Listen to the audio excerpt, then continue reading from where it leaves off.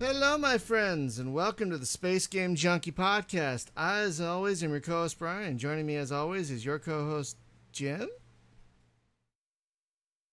Okay, he's in the room. He's in our little voice room here, but he's not here yet. I don't know what's going on. Maybe he went to do what people do before podcasts start. I don't know. But also joining me is your co-host, Spaz. Used to say hello. Hunt. Sorry, I'm used to saying Hunter. Hunter, we're not sure where he is either. He's probably still mired in his move. So, sadly, he's not joining us tonight, unless he comes in late. I don't know. He's been having internet issues with his new place, too. So I'm hopefully... secretly here. Oh, yay. There's Jim, your co-host, Jim. Yay. And we have two guests for you tonight, folks. Joining us from Capitol Hill in Seattle. Is that what you said, Capitol Hill?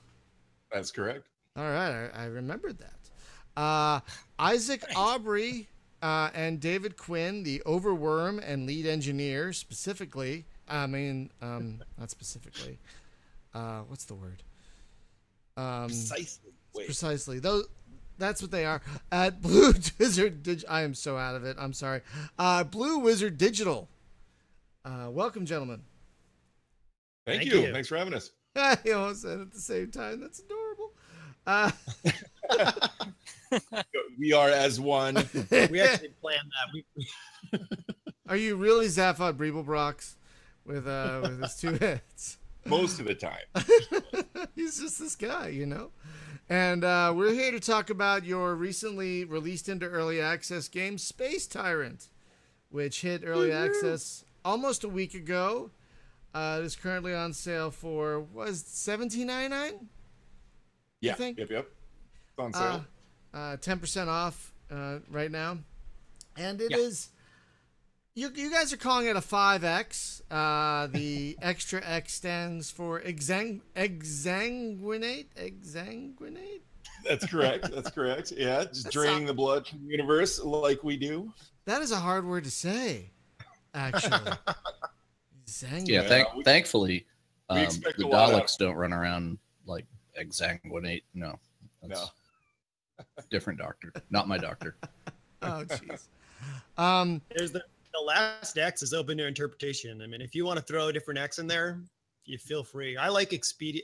There you go. Expedite. Expedite is one Expedited. I like. That actually works very well for this game. So, folks, if you're not sure what Space Tyrant is, it's basically a quick-playing territorial space conquest, fleet management, and combat game that also uses cards. Is that a good? Would you guys say that's a good description of your game? There's a lot going on there. It's funny when you can describing the game. Sometimes I feel like it does sound like a bunch of stuff just jumbled up, but there's a very specific vibe going on that I think where it all works out together pretty well. But that sounds about right. Yeah, I would call it if I had to do like a soundbite thing, I would say it's a distilled 4X with cards. There you go. That does work because there is expansion, there's exploration, there's definitely exploitation, and there's severe extermination. Severe. It's so good that it actually loops around and becomes a Chinese knockoff of itself. So you've probably heard of the Explorminate site. Like I would love to use the word Explorminate because it just fits so beautifully with this game, but that's their word and we're gonna leave it alone. Yeah, but they'll license that out for cheap. They're kind of horse like that's a good point. We might have to approach them about that. But I mean it's got all the X's in there. And unlike other 4X's though, you're strictly the bad guy here. There is no diplomacy, no culture, no science victory, anything like that. You're just the space to the ground. You're just the Spaceballs running around watching the universe burn, basically. Yes.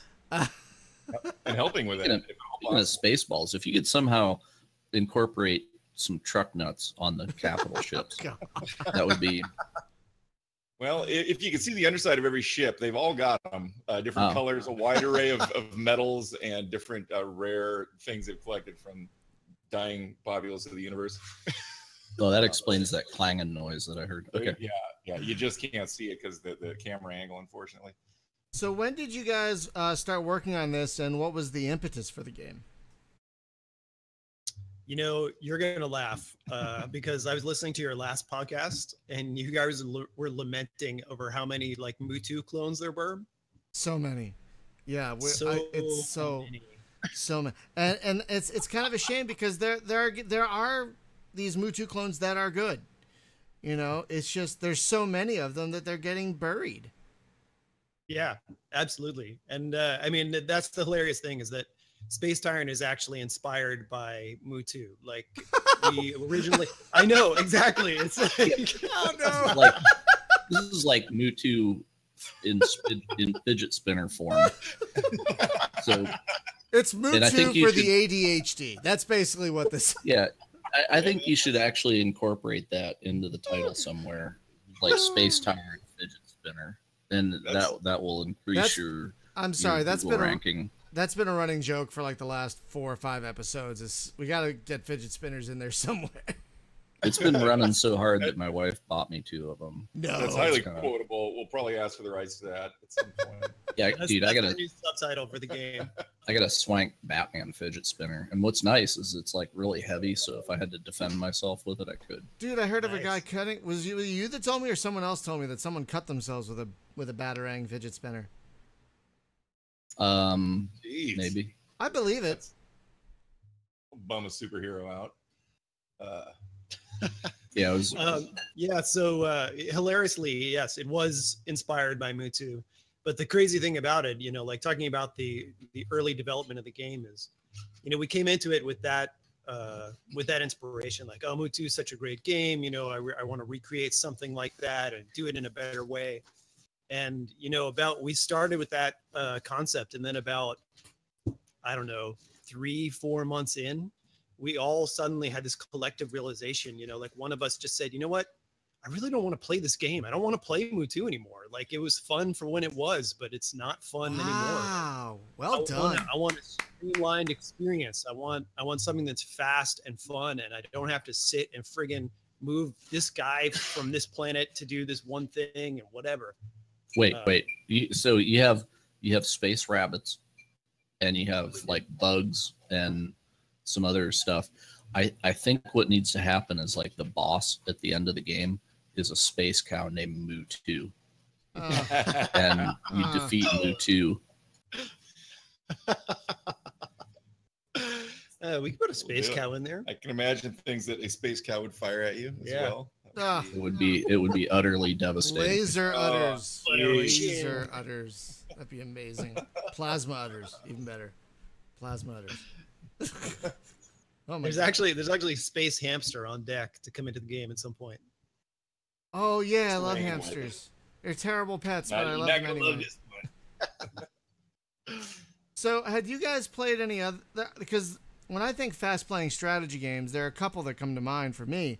Spaceward Ho and 10-Minute Strategy. Both are very fast-playing, 4Xy, lighty type things. Had you played either of those before working? You're bringing it back, man. Spaceward Ho? Yeah. Did they remake that recently, or are you talking about the original? The Windows 95 version, 4.0. Yeah, man, bringing it back. Dude, I haven't put them up yet, but I just tried to play a game from 1982 the other day, and I couldn't do it. I couldn't freaking do it. It was terrible. Those are dark times, so you didn't know any better. So oh my God. We did. It ran in BASIC, and if you typed the wrong thing, the whole game would break. Just break. Just stop. Just. Yes. You type in the wrong thing, and you just it's what was that? I said that's what you get, 80s gamer. I know. Like, how did we play anything? Only punishment. He's so psyched for that new Atari box that's coming out. It's attractive in its physical form. Anyway, so definitely. I played both those games, and it's hilarious that you mentioned Spaceward Ho because we as a joke, one point for like a week or two, we put hats on all the ships. Yes, yes, Like top hats of different colors. yes, yes. We did take that Well, out though. That's no longer in the game. No, that's your monetization, That is man. You great. put that on Steam, and then you get people Yeah, trading you for want a hats hat? and stuff. Yeah. 99 cents. That's it. But yeah, we definitely. I mean, I haven't played Spaceward Ho in ages, but we did. So I would say there's probably like 3 main inspirations for this game. There was Muthu was sort of the thing that originated it, and then we realized we wanted to switch directions and go for like a fast, like a quick game.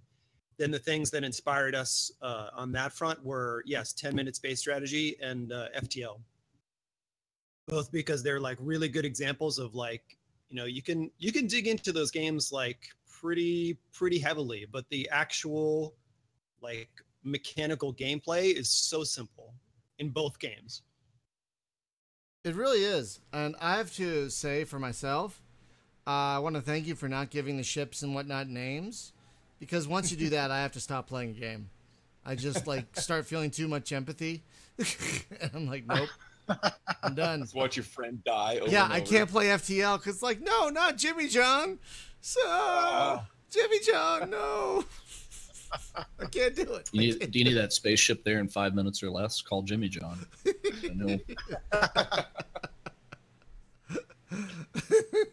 don't know if you guys have that sandwich place. Or We do. That was There you go. solid. There it is. Sandwich ships. But no, those are all really solid. I mean, who knew FTL would inspire so many people?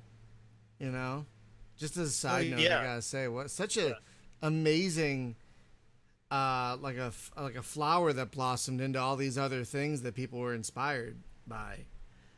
Totally. I can't wait for their. They announced their next game, but it looks like it's like years out. Yeah, it's some sort of like mech fighting game. Or yes, something. it's like a mech open world, top down with time travel. Yeah, it's got time travel involved.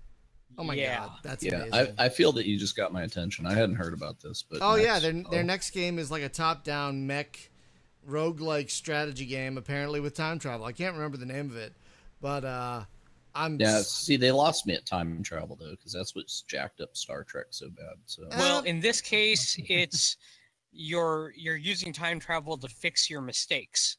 Oh, so you can go back and tell Star Trek not to do that. Well, you can change terrain and such. There's some odd stuff going along with that, but the time travel is involved with all of it. Merrick just said it's called Into the Breach. Thank you, Merrick. Yeah, that sounds about right. Right. Which I'm wondering if we're gonna have Gypsy Danger and Cherno Alpha as some of the mechs. Maybe we'll call them Jaegers instead. Sorry. And if you're a pilot, you're a Jägermeister. Oh. Yeah, that would be it. Sponsored by Jimmy John's. Absolutely need that mech in 5 minutes or less. Well done. Well done. We can get your Jaeger to you in 5 minutes or less. Sorry, go ahead. I'm gonna. Let me throw another game name out here. See if you guys recognize it. Did any of you ever play Star Chamber? Oh, yeah, but I saw the movie. That sounds really familiar. Yeah, Star Chamber was a game. It came out in the probably like late 90s space game, like node-based strategy. But then it was like its big deal was that it had cards, which for the time was very rare. Not ringing any bells? Not a one. Hang on. Heard of these cards? I'm looking it up right now.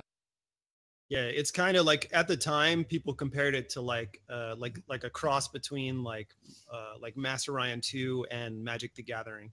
Oh my god, yeah, it came out in 2003. Oh, 2003. Okay. Yeah. Oh, apparently the studio that made it was shut down. Yeah, they unfortunately didn't do well. But I remember playing that game, and that game was a big inspiration too, because it really had like, it was a little too, that one was too complicated, but it was like a really interesting marriage of like, oh, okay, we're going to do a space game that's node based, and like you take territory, and the territory allows you to play certain cards. And you can sit like, if you go and you look at it, and then you look at our game, you go, oh, wow, actually there's like some fair similarities there. I keep waiting on somebody to get inspired by Spacebucks and remake that bad boy. Oh, please. Yes, please. Yes, please. Okay, so yeah, let's talk about the game. Now, I don't remember. Is it on Unity? Or what's the engine? It is. Okay, I thought I was remembering it.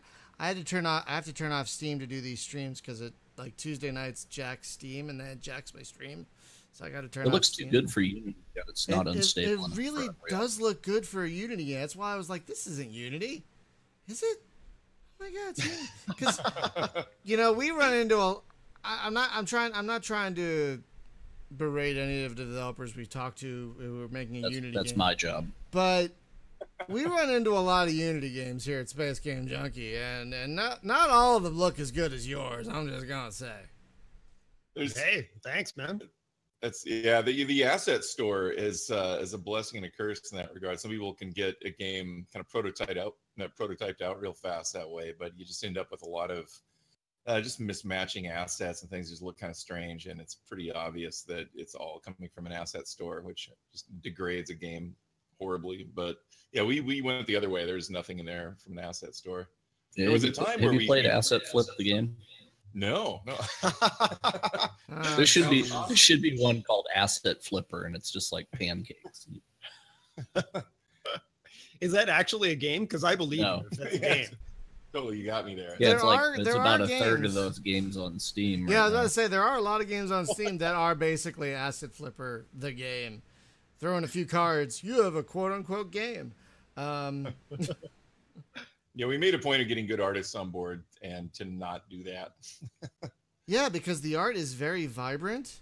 I love how colorful it is. I love how space isn't just black, but it's got greens, in there. It's very murky. Yeah, we messed with that for quite a while, and our concept artist, Matt Holmberg, has he's got just a magical eye for color. And yeah, he really just does. It can immediately tell you or show you what's going to work best, or what color is going to complement what other colors are going on. Or, I mean, it's it blows my mind every time I see it. I've even watched color theory videos just so I can see if I can get inside his head a little bit. And so he got he's got a color wheel, and he just whips it out, and he's like, "Look at this."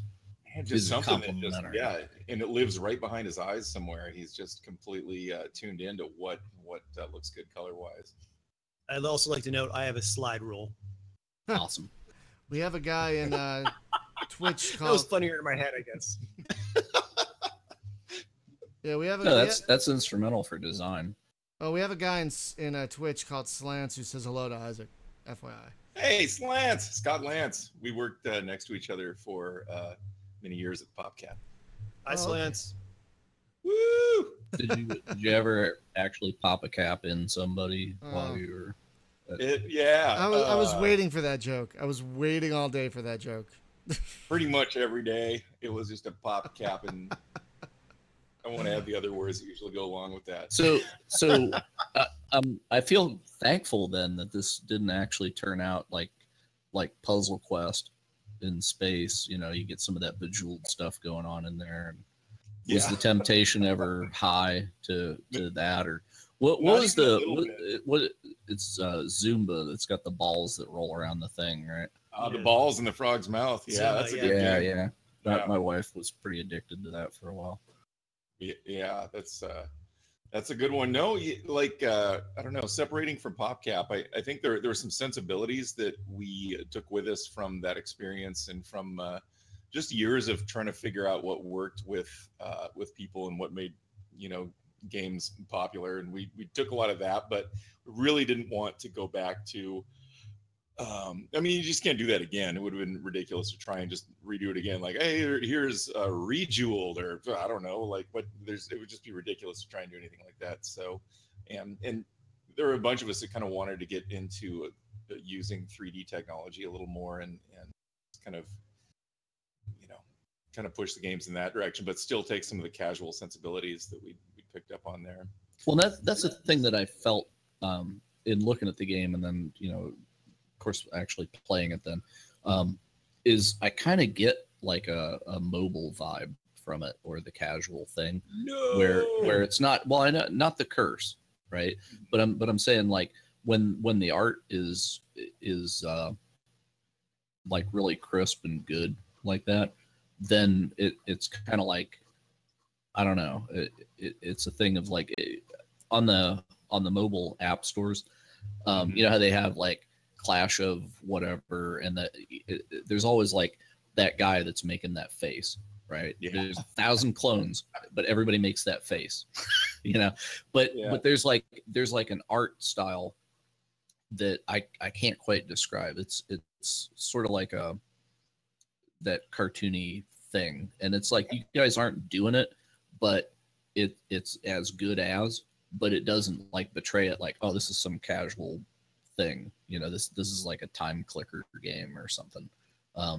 So don't take that curse, but I'm just saying the art is on par with the best of things that I've seen in mobile.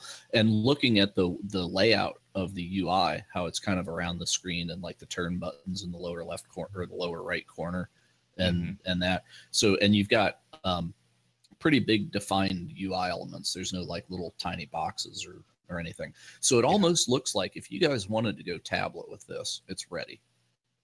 Yeah, it's like, I don't know. We didn't set out to do that. The idea from the start was, let's make the best PC game we can. We did come from trying to make things readable and easy to understand and get right away. You know, when buttons or you know, essential functions of the game are small and kind of or hidden in strange ways, like it or just hidden by clutter of tons of other UI. You know, we've learned that it just makes it really hard for people to get into the game, and we're making kind of, you know, it's kind of a complicated game, and we're like, how can we make this more simple and readable and approachable? Well, but that's people. The thing is, it's complicated, but the art style makes it look approachable.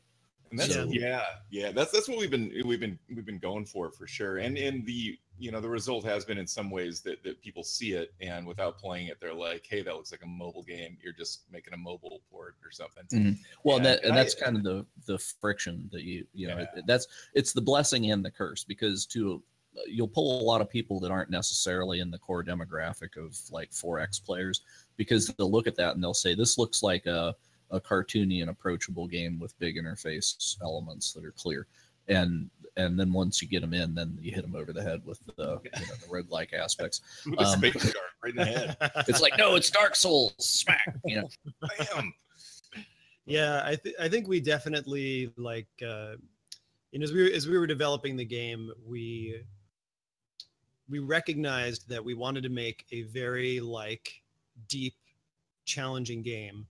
But like all of our experiences from like previous jobs, like always made us shave down the UI to like the most understandable, most usable thing. And man, that was a process. Let me tell you, like so much back and forth, so many different UIs tried for everything. And when you mouse over a planet, there's blood in that moment. Yes. Oh my God. Brain matter. There's like all kinds. It's intense. The UI that comes up is a killer. Well, I wanted to. We talked a little bit about the UI before the show, and I wanted to say again how elegant I feel it is. But I wanted to talk about how the game plays too, because the UI makes the game very fast playing. But there's still, even though it plays really fast, there's a lot going on here. So, yeah, but like you guys said though, that it's, I guess to phrase it, it's better to bleed in design and prototyping than it is to bleed in the market whenever you get out there, right? So as much as you can beat each other up and refine things before it comes out to public, because that's the thing with early access games. Sometimes they put stuff out and it's got like straight up programmer art in it, and the interface, it's like, oh, you remember drop downs, right? Like drop down lists. Yeah, and radio buttons, man. The two, if we could somehow have like a drop down list of radio buttons, I think there was a point where a button on a mouse over was suggested, and it was like a large ball of fire shot out of the sky and destroy the person who suggested that. Yeah, it was like me. started a holy war. Yeah. Like, how dare you put a button in a mouse over? What's wrong with you? So what I need you to do tonight is play Aurora 4X for about an hour. No. Don't do it. Don't do it. Don't listen to this man. Well, okay, so the entire game looks like it was made in like Visual Studio using all the default interface elements. The whole game is like an Excel spreadsheet with like every sort of UI control that was in the palette that they could jam in there. Oh, it's nutty. It's one dude making it for himself, so you know, it's like it or not, be damned. It's kind of a Dwarf Fortress sort of thing, but a 4X game. Crazy. Yeah, I'll have to check it out. Yeah, if you're nuts enough to dive in, it's actually do good. not check it out. Save yourself. Save yourself. Do not do it. But I want to. I'm internally fish up a screenshot while you're talking. I'm internally debating whether or not I should, because I am sort of crazy like that. There's another like insane strategy game I play called Dominions, like Dominions 3. Dominions 4. I have Dominions exactly. 4. That is the correct response. I have it, and I've looked at it. I've stared at it. It's the same thing as that command game, you know, that naval harpoon game. Like, I have that too, and I've looked at it, and I'm like, No. Are you guys in the stream chat room? I'll just paste this in there. Oh, you know, actually, I'm not. I'm looking at a. There's a shriek of horror for you. Let me see if I can get out of there without direct message. No, that doesn't seem right. yeah, you can be in a text chat room and a voice chat room at the same time. It's actually really nice. Yeah, that's Aurora 4X. Oh my God, what a nightmare. Speaking of Dominions, man, like some people, like, you know, we've had some feedback in the forums of like, oh, you know, this game isn't complicated enough, and you know, I want a deeper experience and all that kind of stuff. And I just look at them and I go like, I don't know what these people are talking about, because I play Dominions, which is literally like one of the most ridiculous, you know, like fractally complicated games I've ever played in my life. And I still enjoy playing Space Tyrant, even after like 2 years of working on it. So I don't know where these guys. Whoa, what is that? Look at it. It's like a spreadsheet. Okay. Yeah, we it's bad. just saw your screenshot. It's bad. It's really. I tried playing that. It's not a game. I tried playing that a couple weeks ago, and I went through the tutorial step by step. When it was about 40 minutes, and I'm like, I'm done. I can't do this anymore. I'm amazed you made it 40 minutes, man. I was too. I have to cut a finger off after looking at that. It's so bad. What is the dolphin? What is that? That's a race. That's the race's screen. Nice. Talk about like clip art. Yeah. Okay. So, but the minutia that this thing goes down to is like, insane. I want to terraform a planet. Well, what percentage of what noble gases are in the atmosphere, and like, what do we need to actually inject into the atmosphere over how many hundreds of years to balance out the gas ratio to make it breathable to our species, which may or may not breathe human air. And it's just like, by the time you're done just with that one screen, it's like you're ready to colonize Mars, because you kind of understand the science. These are great ideas. We got to get these into space. No, please don't. As one button that poisons the atmosphere. Poison the atmosphere. Boom. As a contrast to Aurora 4X, your game plays much more quickly and efficiently. So let's talk about how the game plays, because basically, the one mission I played the tutorials and I played the first mission, which for one mission in a multi-campaign game was fairly lengthy. Like, it was almost an hour for that one mission. So that's pretty great. Yeah. It gets a little bit as you like train up, you get a little bit better. You can work your down to like 30 or 45 minutes. And that's around what we were shooting for. We were shooting for, like, when we were thinking about the game, like, okay, I want to get in. I want to be able to have a 4X type experience where, like, you know, I'm building an empire. I've got my ships. I'm blowing shit up. And, like, I'd be able to do that, quote unquote, on my lunch break, you know, like a 30 to 40 minute experience. I think we got it too. You did. You have everything in a very tightly compact experience. And it's neat because each turn you can do a lot of different things. A lot of different things can happen. So basically, you're a badass. You're some kind of son of a bitch tyrant, and you're fighting against the Galactic Senate, and you're trying to take over areas of space before the Senate can, if I was reading the game right, get a foothold. And so basically, you have to capture planets. You have to destroy fleets. You have to take planets back from the Senate. and you have to keep your tyranny meter up. Am I remembering that right? The tyranny meter? Yep, you got it. Yep. And So at some point, do you actually get a Death Star that you can destroy the Senate? We've actually talked about that. We have a couple of ship models left over that aren't in the game currently right now, and our thought is like, hey, we could turn these into like super like mega ships that could just be like totally deadly. But Orbiting stars or something, maybe. I don't know. Yeah. Yeah. We'll see. But yeah, I mean, effectively, yeah, that's the game, right? Like the shtick is, you're not out for to be friends with anybody or to like create diplomatic unity in the universe. Your thing is you're an evil guy. You want to go out and just like take over everything and ruin the universe for everybody and just have it all be yours. Can you actually like subjugate races though? Like scare them so bad that they just switch over to your side? And it's like, here, have our fleet too. No, you actually can. You actually kill them. But it's not. I mean, what you're saying that, and I'm like thinking to myself, why don't we have a card that does that? Yeah, we should have a card that does that. Yeah, so you get the planet and their fleets. Like a fear card, like a terror Well, card or something. Well, that mind control card was pretty badass. It cost me five diamonds to use it. Oh yeah. But it was just like, give me that planet, okay. And it had like 10 defense on the planet too, so it's kind of nice. So what's the deal with these cheating ass dice that always roll a 1 whenever I'm trying to take a planet? Because it's like, all right, well, there's 6 numbers on the dice. I only need to roll a 2 or better 1. This is good. This is good. We need to deal with this. Yeah. So there's so let me stay back for 1 second and say that the whole ground invasion thing is like, in addition, so there's two major points of pain in the game in terms of like getting to our final destination. And the one was the UI that we talked about. There was like so much back and forth and blood spilled on that one. And the same goes for the ground invasion. Like ground invasion started as this like really complicated Muthu like thing where you've got troops and you bring troops and you send them to the planet and they're fighting and there's tanks and everybody's blowing up. God, it was horrible. Oh man.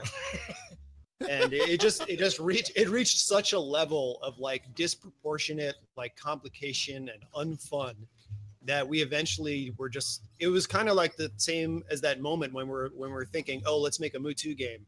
Wait, no, I don't want to do that. I don't want to play that game. It was the same thing with ground invasion, where we had this really complex system, and then we decided, you know what? I don't want to do this. I want to have a single moment where it's like my empire versus your empire on the ground with like a split second of drama, and then just let's carry on. And that's how we ended up with the dice, which I think actually worked out pretty well. It's not super granular, but yeah, but why do they cheat so bad though? Because I always roll a 1. If I need a 2, I roll a 1. If I need a 3, I roll a 6. Jim, I'm sorry, I didn't roll 1. I rarely rolled a 1, so maybe. Well, I got shitty dice. That's what it is. The thing about the dice is the shape of the die is not representative of the numbers that are on it, unfortunately, and it is kind of it fools you at first, but. What is it? The die only goes up to 5, right? It aren't 6 sides. These are actually n-dimensional dice. So if you're not seeing the numbers you want, you're probably not like looking into the correct direction. Oh, so it's Tesseract dice then? Yeah. It's like if you were 1 dimension higher than you are, right, definitely be getting 6s and maybe even 7s. Oh, so you're saying that you should probably just get high before that would work. That's the way you see the 6. Yeah, the bedfellow of video games for time immemorial. Only in certain states can you legally see a 6 on the. Well, no, and then when you get accompanying dice on the sides, those only can roll as high as a 3. There's still a 6-sided shape, but yeah. So what's the deal? Like I noticed like about 3/4 of the way through the first game that I played, I actually got the accompanying dice. I didn't know how I earned that though. It was kind of like somebody was helping me out or something. But yeah, back and forth a lot on that too. It's well, to jump back for 1 sec to your question of why are you getting low rolls? The dice, like Isaac is saying, they literally actually don't go up to 6 for 1. And then some of the dice, like I think in the hoplite die, I think there's actually 2 2s. And then again, the small dice, are 1 to 3. So is But it like different races have different dice that they That's right. invade with? Yeah. So like if you go and you play the Berserk, the B race, their die actually goes from 0 to 4, which is like, man, that's oh, that's So- right. You guys, if you haven't played the Berserk, you haven't got the sad trombone yet. There's some sad moments. That There's a literal sad trombone that plays if you get a 0 when you're doing a ground invasion. Nice.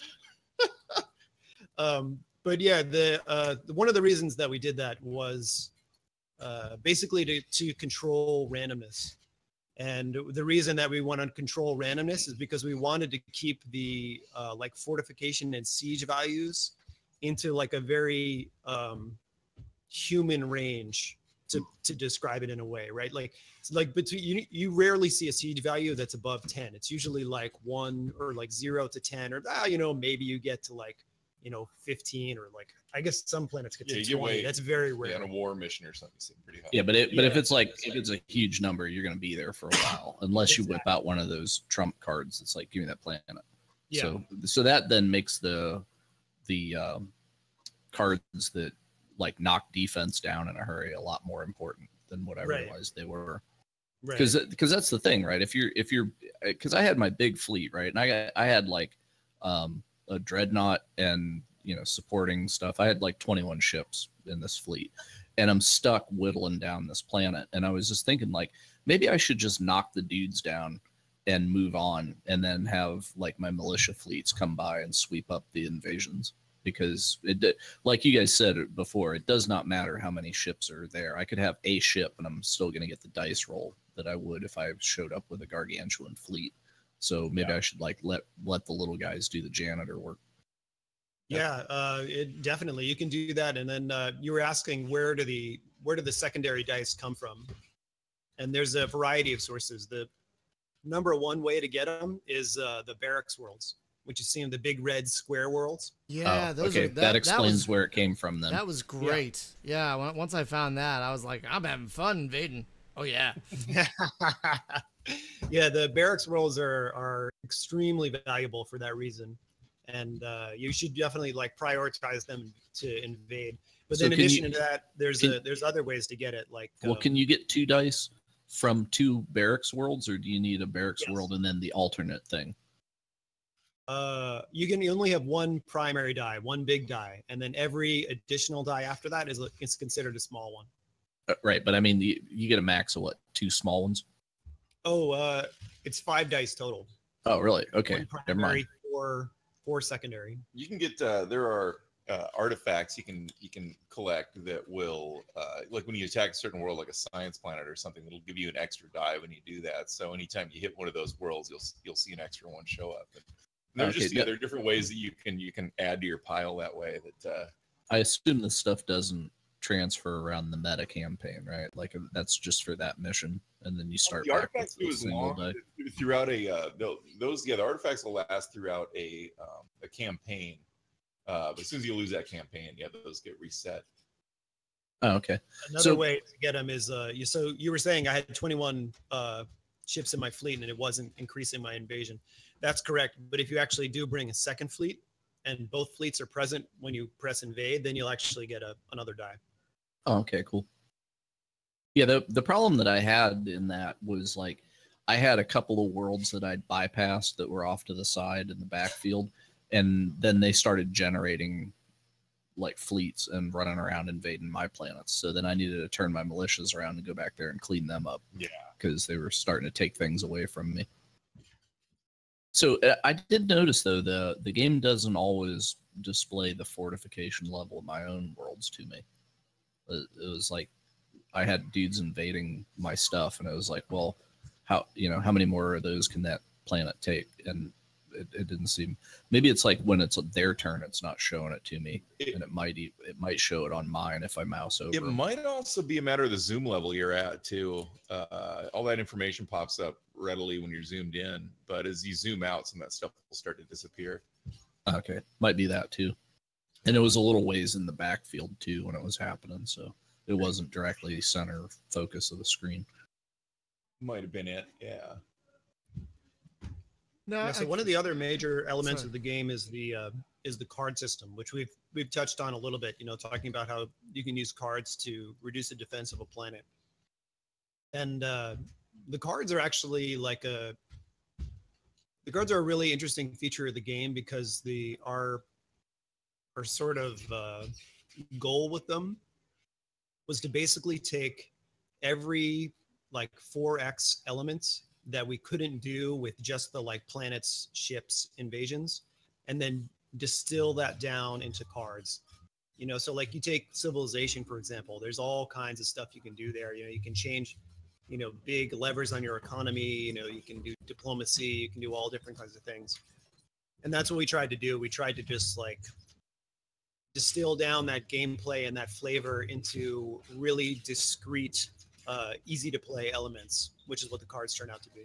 Yeah, which I greatly appreciate. We've had many conversations around here because Spaz is like super into the card-based games, and we've had a lot of conversations about how I think video games should emulate board games a little bit more, because board games, you have to distill that stuff down into something that's human manageable, because you're not going to have a computer there to play the accountant and the rule monger, right? So it has to be something that people can digest in their heads, and it doesn't take like a calculator and a pad of paper to also play the game. So it's like, because of that, if you get the video game down to that, then you can also just hold the rules in your head, right? And another nice thing about those kind of games, like Magic the Gathering being the nice example, is that sometimes the rules are right on the card. So you know what's going on because the card is telling you exactly what it does. And that way, you know, it's not like I have to discover something in the rule book. Like, why did this card do that? It's like, well, no, it's right there on the card what it's doing. Yeah, absolutely. We try to do that too. And then also, you may or may not have seen it, but if you try and play a card and the rules don't support your being able to do it, it actually just shows you on screen like, hey, you actually can't do that because you don't have a friendly fleet, or there's not an enemy fleet in range, or something like that. Yeah. We really tried to make that like as you were saying, like, you don't need to memorize a big rule base. You just need to just touch the card and it'll tell you what it can or can't do. Yeah, I gotta say, card games are hit or miss for me a lot of the time. But I have to say, the cards here are so great and so varied and efficient. What's your favorite one? Oh, the mind control. Favorite the mind card. Control. It is pretty awesome. Yeah, that card is it's hot. Sexy. Sexy card. Cover your ears card. I just want to touch it. Sorry. You know, strangely, Secret Police is one of my favorite cards. Oh, that one's great too. I got to play that one last night. One that gets defense, and yeah, like for almost the whole time we were working on the game, defense of a planet was like, of one of your planets was almost meaningless because the AI like didn't attack enough. And then suddenly, like, we made some changes to the AI, made it more aggressive, made it, you know, as you were noticing, like, oh, if you leave a world, you know, lapsed, then it like switches to the Senate, and then maybe it starts attacking you. And after we did that, then it just became the most beautiful card. It saves your butt so many times. Yeah, what do you have to do in order to hire additional fleets? Because it let me hire 2, and then I just didn't get any more. So is it a particular planet that you unlock, and then it's like this planet one time will let you buy an additional fleet, or what? You can always, like, every empire allows you to buy at your capital, sort of as like a fail-safe. And then the primary way to get fleets is to break enemy commanders out of prison. Because that's sort of the, like, you know, going with the, like, oh, you're like an evil emperor, right? So you, like, how do you get people to like work hard? Well, you want the psychopath and the sadists and stuff. And where are those guys? Oh, well, they're in the supermax, you know, space jail. Yeah, you need a card that's the beatings will continue until morale improves. I don't know what effect it would have. It does really fit just right. It gives the combat bonus to your ships or something. Oh yeah, we got to talk about this ship combat thing because that's pretty unique. Because it damn near is kind of one of those time clicker things, right? It's unlike like Plants vs Zombies. You know, I'm not like there's not like money that flies out and then you have to click it. Thank God. But it is a thing where it's like you have to activate the ships in order to fire off their special things, and timing seems to be important in that, because like some of the ships will protect other ships, and you have a random chance to buff other ships whenever I'd fire a volley out of my the small ships, frigates or whatever they were, then I got to a point with them in the research where I would have a chance that the ships that were around them would fire an extra volley as well. So then it's like, well, I want to put those guys near each other, but it seems like whoever's in the front is going to get hit first. You don't have an option to hit people that are behind there. So it's like, well, if I put my tough ships up in the front and then I put my shooty little glass cannon guys in the back, then it kind of defends them. Especially if the guys in the front are healers. So you have this grid that you arrange your ships in. And then you've got your capital ship in the back that has some special power. And that seems to vary depending on what captain that is. He's got his thing. Yeah, it's funny. We were talking earlier about the art style of the game, and it actually comes into play in combat, because the reason why we're on a grid and the reason why there's 21 ships on the grid is because it looks good. If you can believe it. Fair enough. I thought it was like some numerology thing for good luck, but okay. No, that is really fantastic. That is really utterly fantastic. Yeah, I mean, we definitely, as well as with everything else, we went back and forth on a lot of stuff, tried a lot of different things. But yeah, I mean, like we wanted a combat experience where you could have sort of like a kind of like a personal feeling with each of your ships. We don't want this to be where like you're this super commander where you're way zoomed out and like, oh, I guess that's my big battleship, and what are all those dots? Oh, those are like my frigates and fighters, I guess, and maybe they're dying. I don't care. Like, we really drove for, having that sort of personal, involved experience in combat, and that's what drove how many ships you'll see on the screen, and as a result, the detail you see in the artwork, and then also drove the clicking on the ship specifically, rather than like sitting at a high level and giving orders like you do in other games. This one is like you're actually there. The ship is a button, and you click on it, and it's your ship. Yeah, I mean, it's kind of neat because it keeps the player actively involved in the combat. But some of the combats are like super trivial, so it's almost like I wish there was just a quick resolve button. Like, yeah, just go kill those guys. Click, and we know what this is going to be. That means we're doing something wrong. Yeah. Well, you can fast forward. You can fast forward. Yeah, I mean, it doesn't take very long. It's like 20 seconds versus instant, but it's just like sometimes I was just thinking I've got a bunch of combats where it's like my fleet of 21 guys is going to roll in on a fleet of 3, so maybe they should just surrender and go away. They shouldn't even make me fight. Yeah, that's something that we went around quite a bit on, just kind of the length of the combat experience and how to make that more of a quick, rapid fire experience. At one point, we put kind of a fast forward and slow down button at the bottom. Some cases you want to slow it down and see what's going on. In some cases you want to just get it over with. So those are there. They're a little bit hard to notice at first when you're paying attention to so much other stuff, but you can speed it up to some degree. But it is still, it's true that they're, especially early on, you'll get into a lot of battles where it's obvious what's going to happen. You're going to steamroll them and you might lose a ship at the most.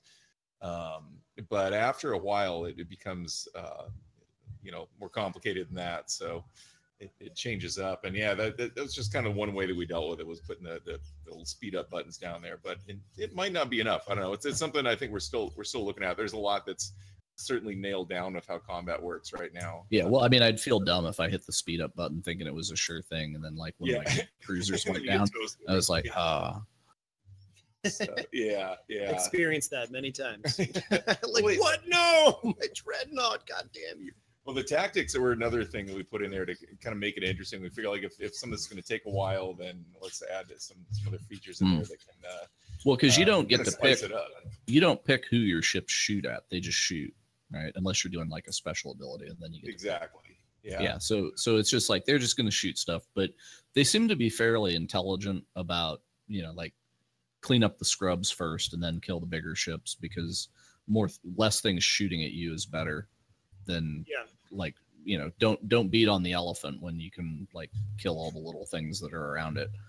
Mm-hmm. Exactly. Yeah. You know, and it's an interesting look into our mind as designers to, you know, like I hear what you're saying about, you know, like there are sometimes combats that you just want to sort of get through.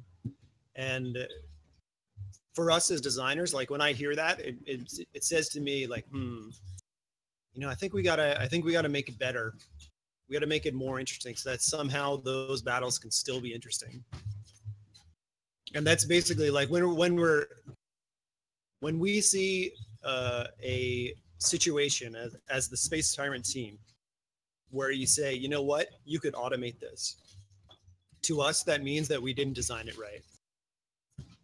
And that's what produced a lot of the like, you know, a lot of the smoothness of the UI and the gameplay actually came from, you know, agonizing over decisions like that of like, hey, yeah, you know, this is fun. It's fun. I'm enjoying it. But, you know, I kind of wish it would do it for me sometime. So, yeah, I'm not sure. I mean, I feel you. Yeah. Maybe there's an option like if the battle is going to automatically be won, you can auto resolve. Maybe something like that. Maybe auto resolve, but you don't get XP. Oh, damn! I like it. I like it. Shit. Yeah. Now that's actually great. That's actually great because like you should fight your battle if you really want the rewards, rather than just being impatient. I like that actually. I like that. Or the other option that you have the option to cheese out, like you hit the cheese out button, and whatever you take the point. Which would literally be a piece of cheese on the screen.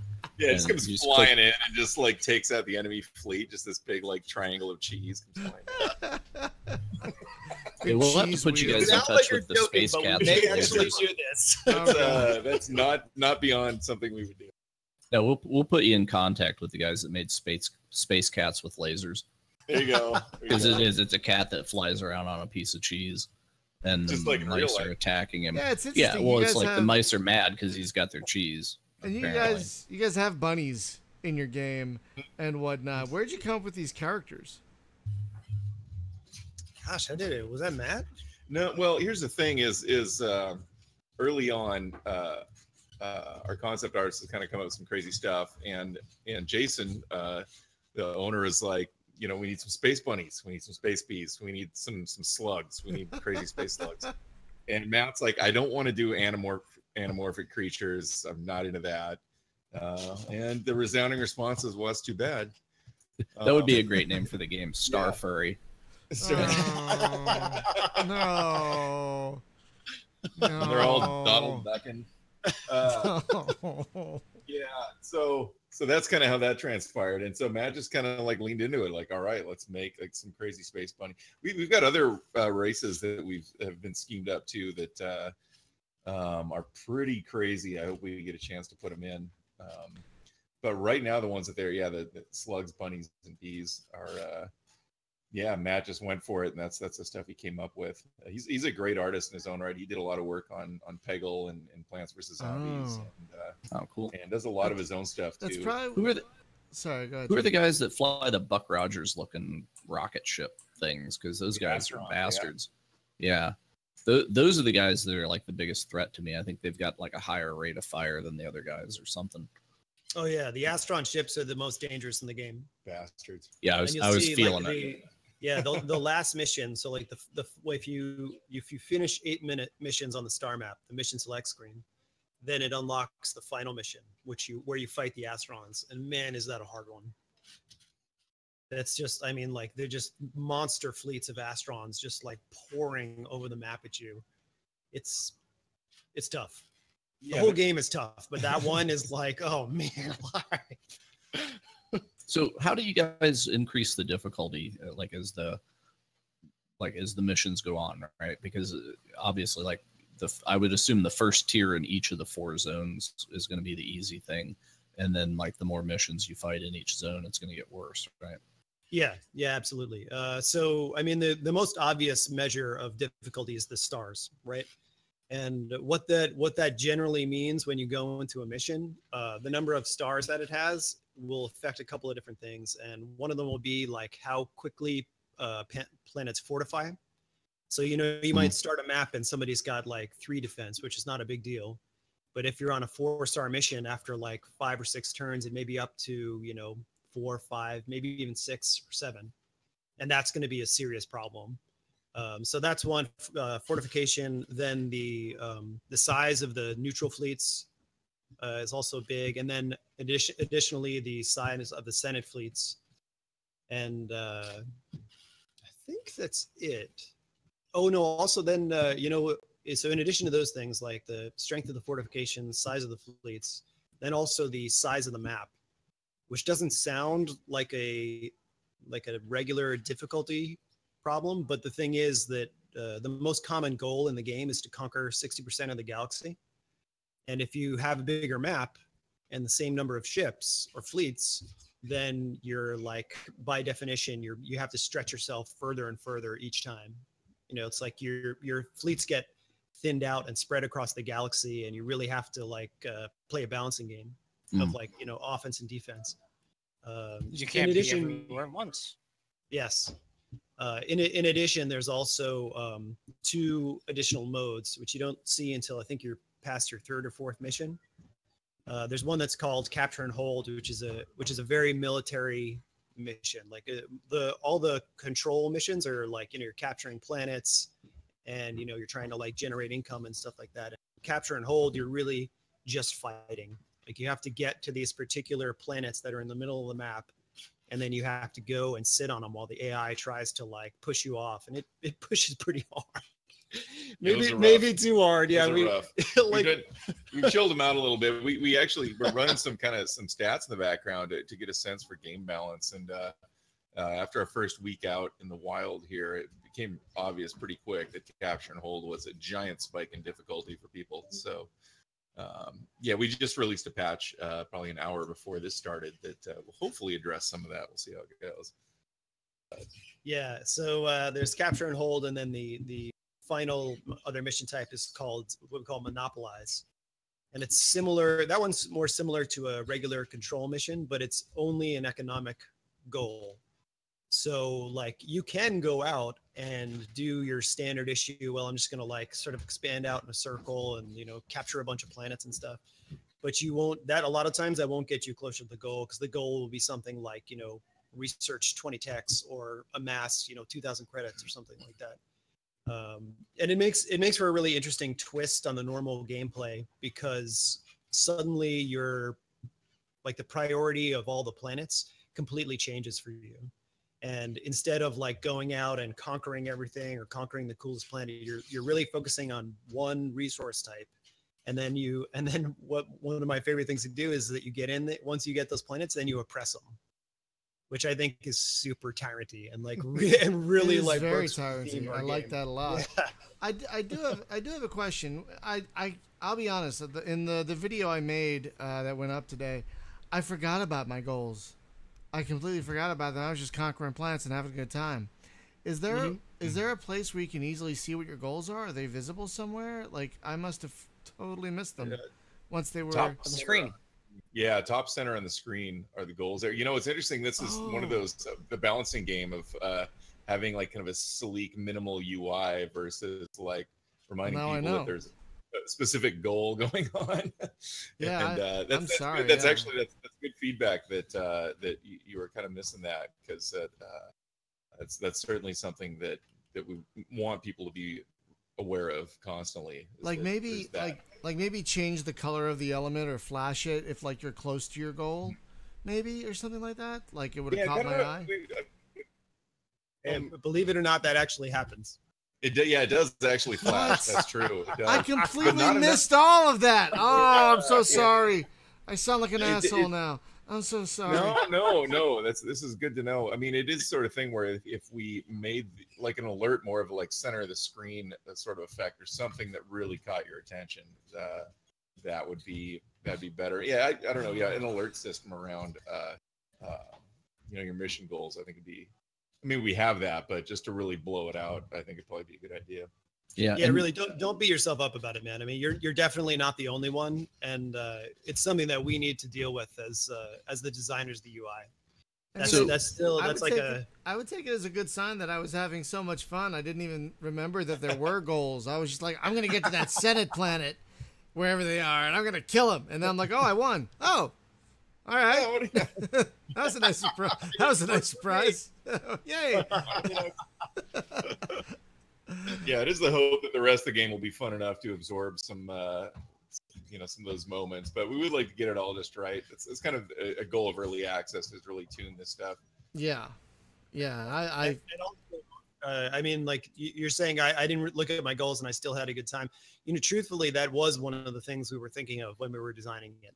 Was like, I just want to like play the game and like have it be fun, and then if there's a goal, awesome, right? And that's definitely like, that's the correct experience to have as a new player coming into the game. And I would think, that it actually will develop naturally. Like once you get like, 3, 5, 10 hours into the game and you're getting like deeply immersed into the mechanics, then those goals are going to jump out at you. Right. Yeah, no, you're totally right. I feel like such a goof. I totally miss it. Gotta get back in there. Yeah, I'm just gonna have to play more. Now, speaking of playing more, the Steam page calls this a roguelike light. What does that mean? What on earth? What do you think, Dave? That's a really loaded term, especially these days, right? I mean, how many games are there that are like, oh, I'm roguelike. Hey, I'm roguelike too. Are you roguelike? When I hear roguelike, I think random levels. I think maybe some kind of meta progression, which you do have. But what does it mean when you guys say it? So I mean, those two elements are two of the big ones, right? Like you go into a level and all the levels are randomly generated. There's nothing that's going to be static. And, all your enemies are random. The map is random. The goals are random. And then, yes, the metagame progression, like getting progressive unlocks, new cards, all that kind of thing. But in addition, there's the whole planet exploration system, which we haven't really touched on too much. Right, so yeah. When you can get a pet or a concubine. Yeah. Yes. Concubine's a really good one, although it can backfire on you, as they frequently do. I've only found one, and it worked out really well. So, well, I found the Hypnotoad, and I thought that was charming. You guys definitely, you have some memeologists on staff there, because yeah, the dankness was dank. Awesome. Yeah, glad you're enjoying it. Yeah, we definitely like. A lot of the tongue-in-cheek humor comes out in those exploration dialogues, and those are very roguelike. Like you're going in and coming into a situation, it's kind of weird and interesting, and then you're sort of choosing your own adventure through it. And then some of the rewards, most of the rewards are like, okay, they're kind of nice, and some rewards are really friggin' good, and some are really friggin' bad. Destroys your whole fleet. Have you guys found the demigod yet? The No, demigod, what? Just wait. Yeah, be careful of that guy. So while we're hanging tags on here for marketing, not only could you use roguelike, but you could also have like interactive fiction novel, because you make your choices, right? Because it's got a game around that, and other games are just that. So choose you call it choice of the Space Tyrant. One of the early names for this game was actually Diary of a Space Tyrant. Oh, that was the original name of the game. We steered away from it because it sounded too much like Diarrhea of a Space Tyrant. It also sounds like one of those virtual novels that are just inundating Steam right now. Well, there's also the L. Ron Hubbard. Wasn't it him that wrote that? It was I think it was Dianetics. no, it was like Dianetics it was bio of a space tyrant or something. You get in Oh, your really? Tom Cruiser and you just take off across space. Sorry. Oh, that's really great yeah, to so- hear that. That's really great to hear that all that stuff is randomized because that'll really increase replayability. That's Yeah, I awesome. mean, like there are probabilities of what will happen when you go through there, but I mean, you know, especially with the demigod, for example, like you can go through and man alive, can he crush you? But if you play the odds and you're willing to, you know, risk your fleet, you know, you can win big. You can, like, I've had games turn around on the demigod. You know, like I was about to go out, my tyranny was done. And, you know, I was like, well, here we go, buddy. It's you and me. It's like, you want to take the universe over? Okay, here we go. Oh, there you go. It was Piers Anthony, bio of a space There tyrant. we go. Nice. Look at that art. Yeah. Epic. Yeah, I remember like way back in the when like my dad was reading this. That's me right there, by the way. I can actually confirm that is what Isaac actually looks It's like. crazy. That's crazy. I think that's one of the Piers few and me. I think it's one of the few Piers Anthony series I have not read. Have One you thing read that one? really Sorry. I haven't read this one, no. there's another Space Tyrant game on Steam. Oh, I don't know man. if you guys have Oh, seen yeah. it. Have you guys searched for Space Tyrant on Steam? I did. I was just doing that, and I saw that something else popped up. I don't remember the name. Hang on. That's a good way to put it. Yeah, my ex-boyfriend, the Space Tyrant. Oh, that. Yeah, we haven't played it yet. I don't know what's going on there. Oh The dear. review- Oh my. The reviews are pretty good. Exactly. Yes. Your next podcast. Put a photo of that up in the channel, man. I don't know. It seems to be some kind of like gay text adventure, maybe. I'm not sure. Yeah, that's exactly I think what it is. It stands out sandwich- for its gay cast and eye-catching visuals, according to the yeah. marketing copy.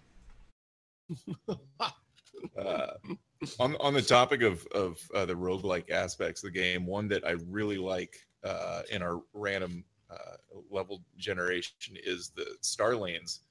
Can create some really interesting scenarios, some choke points where you end up having to really strategize to get through them. Like if you end up with a choke point early on and your gateway through that is a space monster and you have to figure out how to get through the space monster. Oh, I've not run into a space monster yet. Ooh. Are there any space monsters that just went 350? Yeah, well, yeah. So get out of here, space monster. I'm not giving you no 350. I ran into one of them earlier today, and I had to feed a couple of my fleets to it in order to get a card that allowed me to kill it off. Oh god. Yeah. They don't play easy, but sometimes, that's an aspect of the game. Is sometimes you just throw your sad little dudes into the fire because that's what tyrants do, and eventually they put the fire out, and off you go.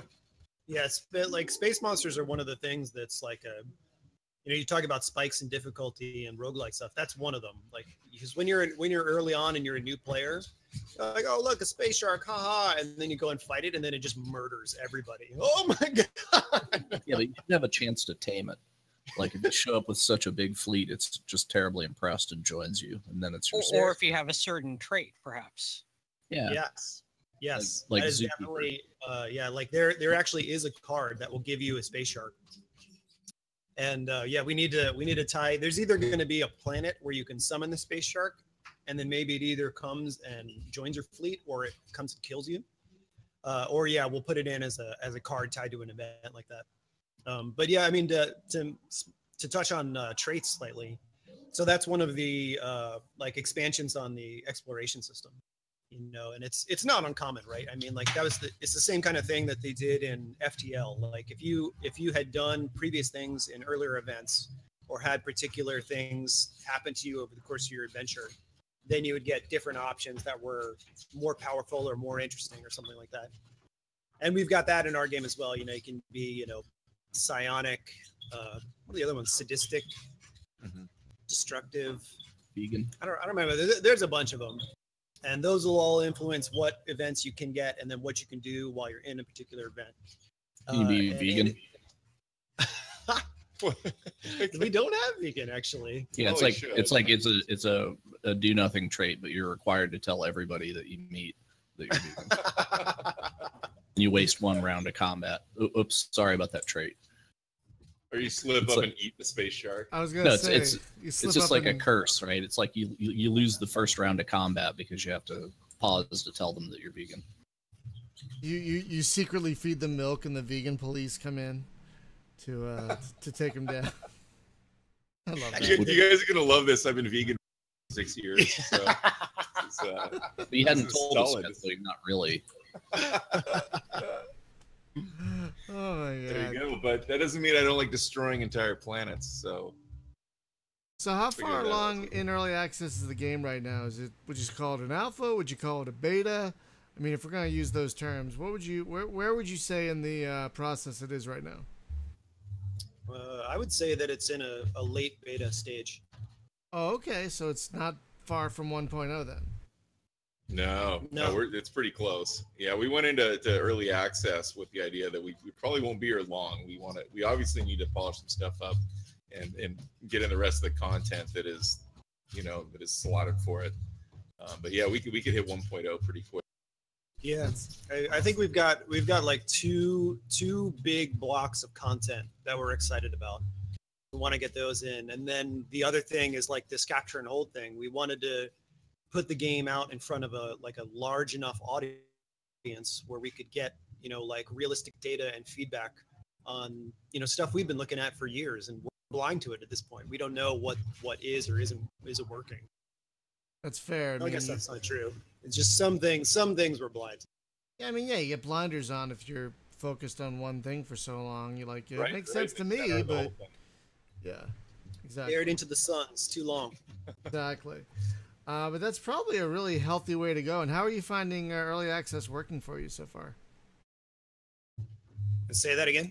How are you finding early access working for you in terms of feedback, in terms of the attitude of the community? How are you finding early access working for you so far?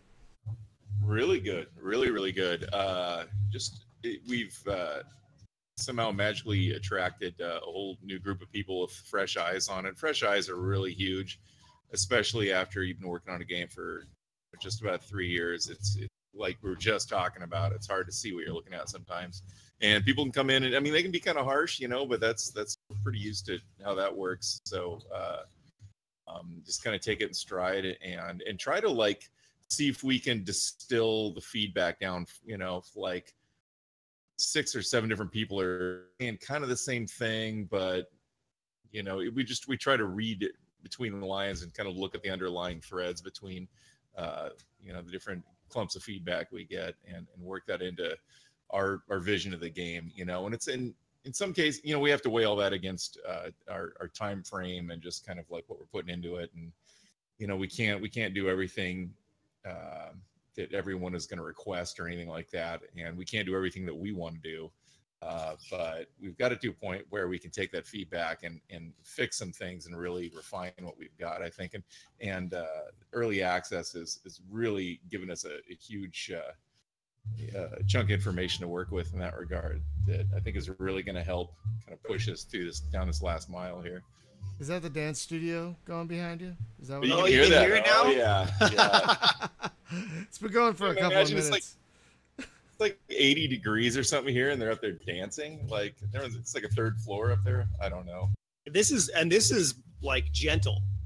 Oh This no. is not this is not bad. When it's bad, it's like a herd of rhinoceros Yeah. stomping back and forth without end across the floor. Good grief. Yeah, we have an extremely non-conventional workspace. You guys would be just baffled at how we've made this work. It's amazing. You don't have like stripper poles or anything, do you? Well, that would be nice. Different kind of dance studio.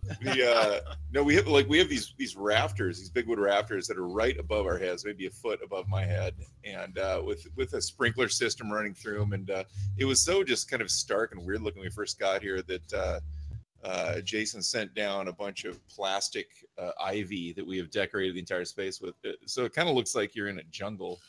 It's like a weird jungle cave. And we have plastic snakes that hang from the ceiling too. We have a bunch of plastic rubber snakes and skulls. We have skulls everywhere. and nice. little Cthulhu statues, and people that dance on our heads, and junkies that pass out next to the dumpsters out back. Oh yeah, that's the real winner in the back. We have a bad heroin problem here in Seattle, and it's really evident right where we're at. We Oh, just try to really? keep our Refer to heads that. down and work. You should refer to that as the QA department. Yeah, It's like the QA team. They're out back. yeah, and you can tell when it's quality because they're not talking and their eyes are closed. So you guys mentioned you worked for PopCap before. Which games did you work on for PopCap? Am I remembering that right? That you guys. Hello. Uh-oh. Yeah, I'm still here. Uh-oh. We might have to switch servers again, guys. Typing in the channel, see if they're there. Okay, Oh, wait. there we go. Okay, hang on. Are you there? Can you hear us? 1 second. We had a- 1 second. All We're right. gonna try something. 1 second.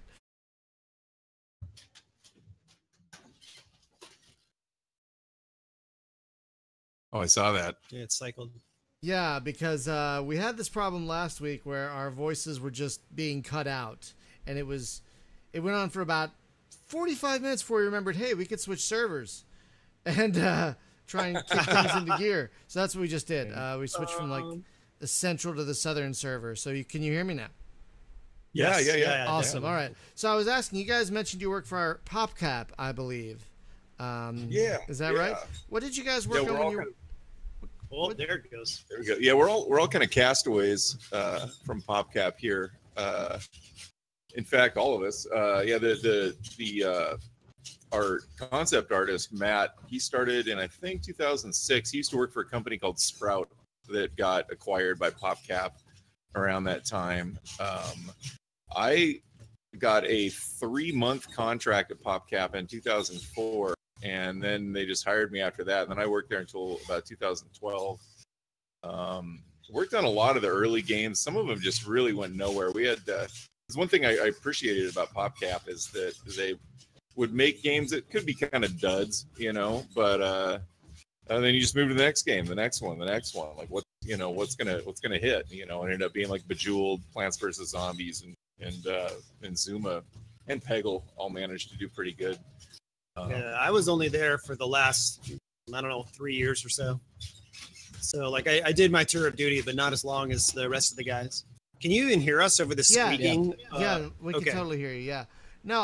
Yeah, they got the ante. No, because I was curious because I was wondering if your experience making these quick playing games at PopCap influenced how you created Space Tyrant. Yeah. I would say both yes and no. Like in terms of theme and design, Space Tyrant is like a backlash against all the sort of like happy-go-lucky. Oh, it's fun, and look at the balls, and now there's a unicorn! Hooray! It's true. We're killing the past. We're killing seriously. it. Like how can we burn it? Like, can you drop nuke on that? So the only games that I ever saw out of PopCap were the ones that were good. Like let me say, I've never seen a PopCap game that I would say, oh, that's bad, right? Maybe there were some that were like under. I can't say I've ever seen that. Oh yeah, good. But wait, what was your question though? I was just wondering if there was any that were actually bad, or if they were just like underperforming. Bad. That's all. It's all subjective. As someone who worked on, I think I probably worked on all the bad games. One of the bad games was actually one of my favorite games, but it just never took off and no one liked it. That was called Pixelist. And that was one of the first games I worked on there. People always made fun of me for liking that game. And on their graves. And there's other Alice Greenfinger's The Wizard's Pen was another game that it looked really nice, but once you got into the meat of the game, it was after you played it once, it was incredibly predictable, and you just couldn't play it anymore. Yeah. Well, did you guys ever attempt any? Just because the games were kind of low risk, right? It's just like let's make stuff, throw it against the wall, see what sticks. Yeah. Did you try anything that was wildly experimental there, or did it take till Space Tyrant where it's just like, okay, now the reins are off, we can actually make something that's weird? There was always something pretty wildly experimental going on. At PopCap, though, all the games were built with the PopCap framework. which strapped them to a 2D experience. So there was only toward the end of when we were working there did they start to bring Unity into it. And I mean, you'll see 3D models in cap games being used, but back in the day, that was never the case. And so basically when you're strapped to like a 2D framework with, you know, specific little tools and hooks that you could work with, like you just kind of stuck with that. So all the games kind of there's some crazy ideas and some things that never got released. But did it all run on a common engine, or are you just saying it's a common design? Based, and we did finally start pushing stuff to Mac later. But yeah, there was literally something called the PopCap framework that you could download, and I believe it was all just in C++. Yeah, it was all C++, and it was basically like a rudimentary 2D engine, and man, it was bad. I mean, like when PopCap started and they developed that, it was very good for its time, but then it grew. It was, by the time like I was there, it was way too long in the tooth. It should have been replaced with Unity probably 2 years earlier than it was, and so many problems happened as a result of trying to maintain that system and work with it. Yeah. So how are you guys finding? I'm so happy to be out of PopCap and out of that thing and using Unity now. Unity is so much better. Unbelievable. It really is. Yeah. And if you know, if you like, Dave is a master of C#, and we have another guy, Anthony Coleman, who works with us, who is also an old timer at PopCap, and he's really good at C#. And these guys have just kind of grabbed Unity and made it their own. And that's really yeah, I think it's satisfying for them, satisfying people working. You don't run into stuff where it's like, oh, this is performing kind of bad, let's drop some assembler in there. No, definitely not that low. No, I mean, you know, you can't make a game that has like no bounds on what it's allowed to do, like processor wise.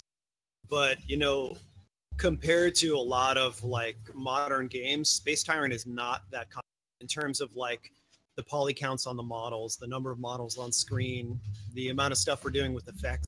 It's all pretty low end. I mean, we make it look good, but it's like in terms of complexity, it's not super high. So I'd say we've had to go into the code and like track down efficiency stuff maybe like 5 or 6 major times. And the thing is, you know, now with Unity, there's a profiler, right? So you press a button, it brings up a graph, tells you what the CPU is doing at any particular moment. And then you just say, oh, look, here, it's calling this function. Like so it takes all the fun out of it then. And yes, fun. The fun. No, we did run into some trouble early on. We had another ex-PopCapper we worked with who did a ton of the core coding for it. And, you know, at the time, everyone was kind of new to Unity. And so there was kind of an activity going on of circumventing kind of core functions of Unity and putting in place custom code. And that led to some crazy stuff that just, I guess it was probably a little over a year ago, we finally solved this problem where our scenes would get completely corrupted, and we'd have to back out and revert stuff if we'd saved it or uploaded it or anything as soon as we started identifying this was happening. But there was literally something in the game or in the code that was just, if you hung out a scene too long and you're working on stuff too long, it would just take numbers and turn them all into 1111111, and you would start to see 11111 all over the place. And it was a nightmare. Yeah, we lost sleep. We were anxious and disturbed mentally, and we were fearing for the future of the game in so many ways. But finally, it just came down to this old little chunk of code that got plugged in way back when that caused so many nightmares. Yeah, it was. You know, I mean, there's the term bit rot, which is like, you know, that's basically like applications becoming obsolete. But like in this context, it literally was as if there was like an organic plague inside the code. Like you could never track it down. Like it would say, oh, I fixed it. I got rid of this one segment. And then somehow it would like creep into the other scenes in some way. And we were literally pulling our hair out, trying to figure out what was wrong. Just comment out everything. Yeah.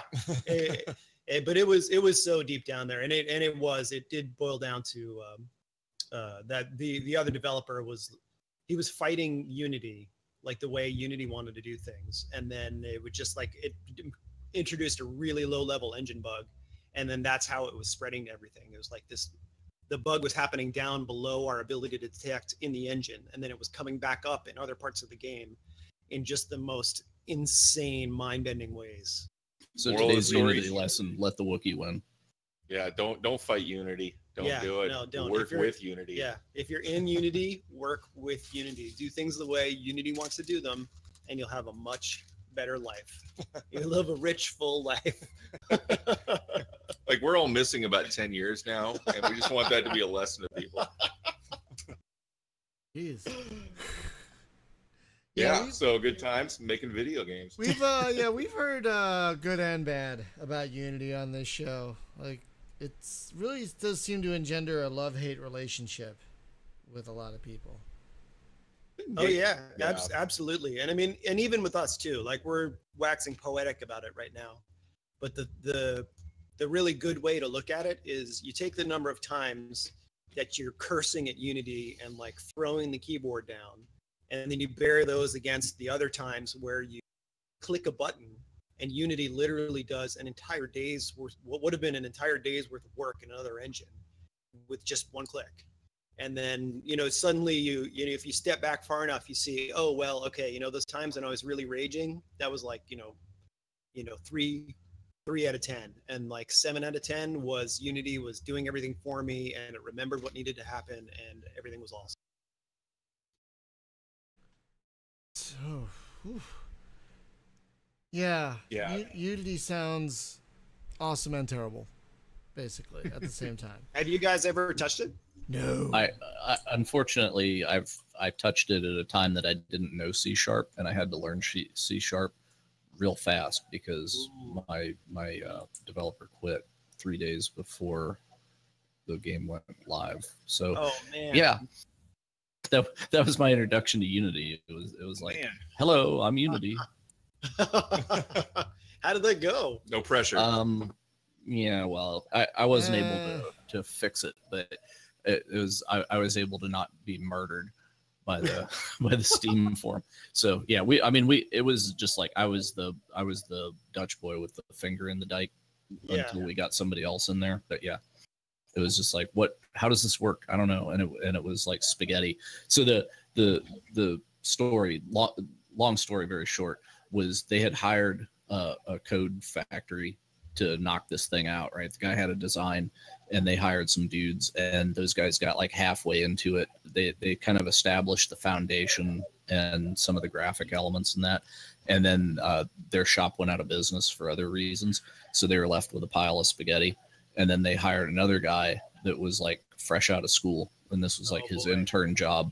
And then instead of just taking the idea of what these guys had done and then rebuilding it, he decided that he could save the spaghetti. So it was a double spaghetti dose. And then I got it, and I just looked at it and I was like, oh my God, because if you had hit the cancel button, like say you spent money and then you hit cancel to refund it back, every now and then it would refund it double. And I couldn't find where but not always. There and God, there was one place I changed something in combat and it broke something in the trade, and it's like, why are these things even related to each other? Because it's completely separate loops, and it was just like, oh my God, I need to just not touch this, let's fix the obvious and pray that we get somebody in here that can code. I'm like tough scenario, man. Yeah, I'm like Perl, Python, PowerShell. I don't do any kind of GUI stuff at all. So I'm looking at this Unity stuff, and it's like, oh, okay. And I kind of puzzled it out, like how things. It was just like objects that were in there, and then they all had code that was associated with them, and I was like, okay, I kind of get this, but I don't get this. So I still want to like. I want to fix that game and not in that form. But I really, the whole reason that I jumped in with that, it was guys that came on the show like you guys, right? But they were kind of like, this is a really cool idea. We have no idea how to make it, and there's no like business management going on and no PR plan. And I was just like, well, maybe I could help with the PR thing, and we'll find somebody for the rest. And then it ended up I was kind of like 80% of that. So very scary. Yeah, I don't envy you that one, man. That's a real tough one. So if the game is, sorry, go ahead. Oh, go ahead. Yeah, that's one of the problems with not using like video chat is you can't like raise your hand, say who's talking next.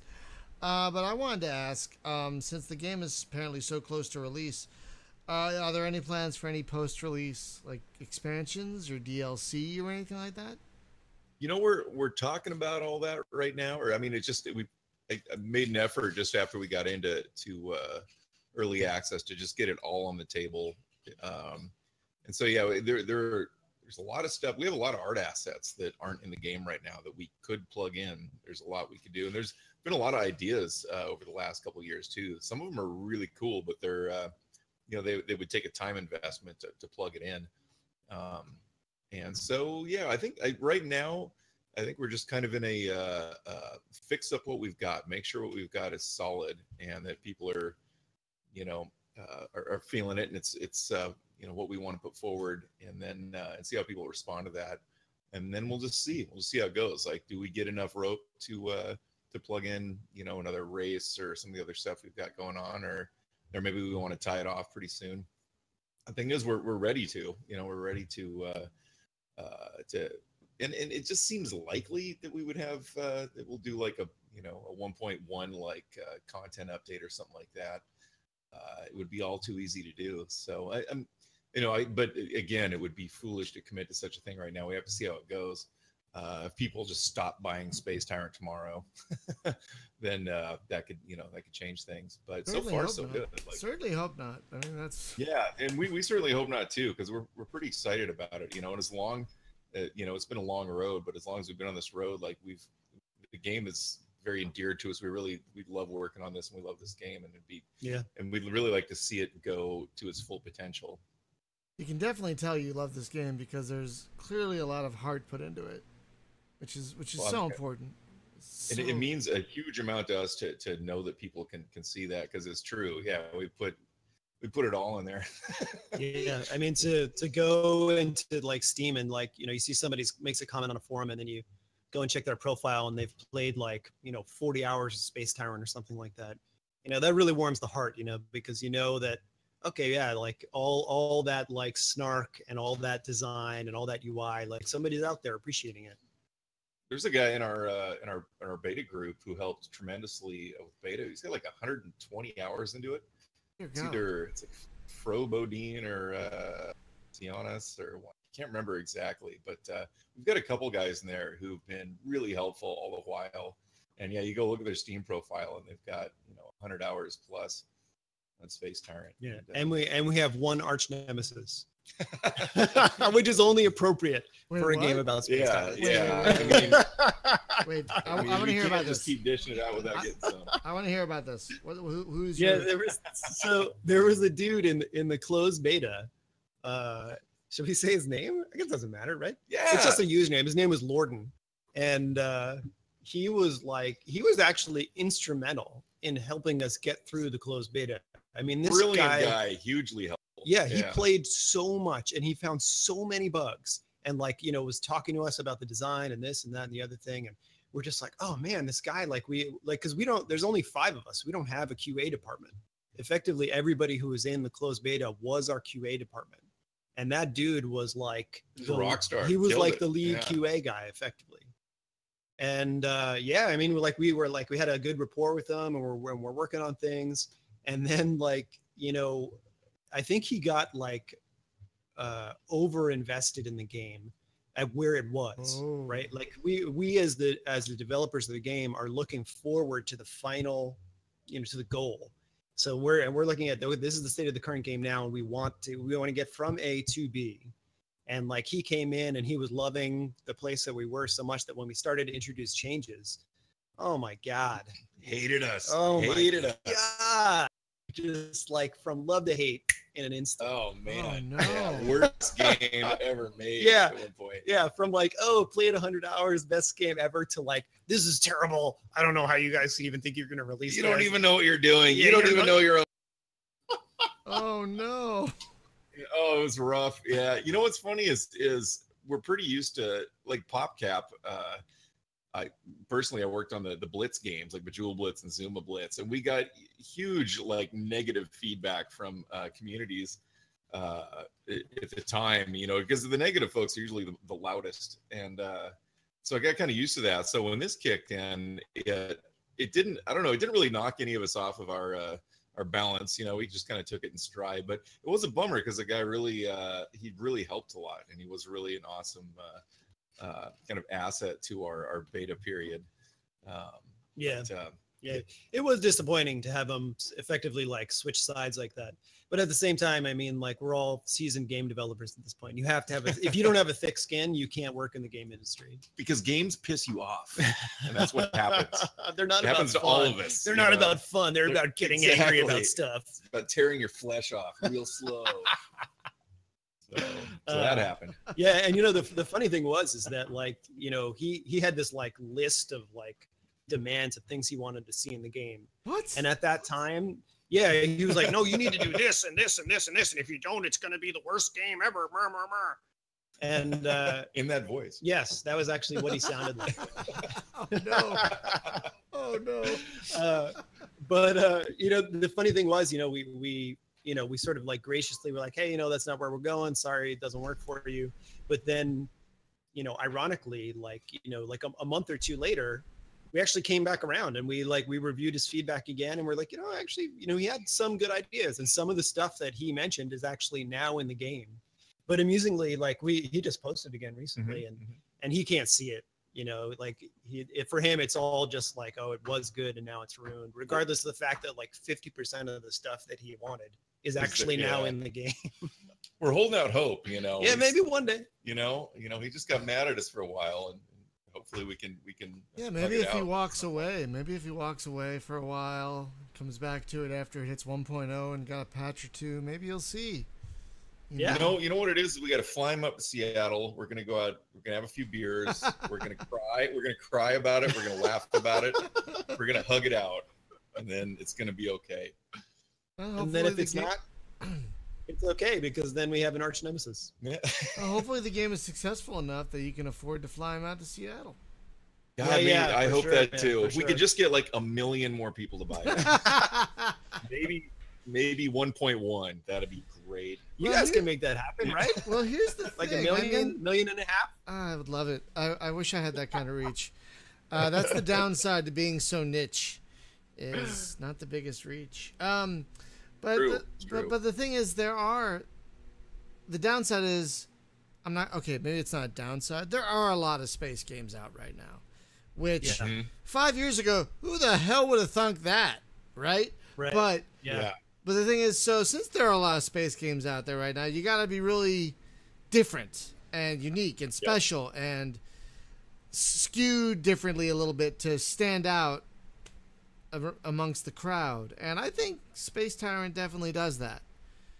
You know, I think it definitely has a flavor all its own. It's not, even though you say Muthu is an inspiration, I would not have thought that. I would not have played this and go, oh God, again.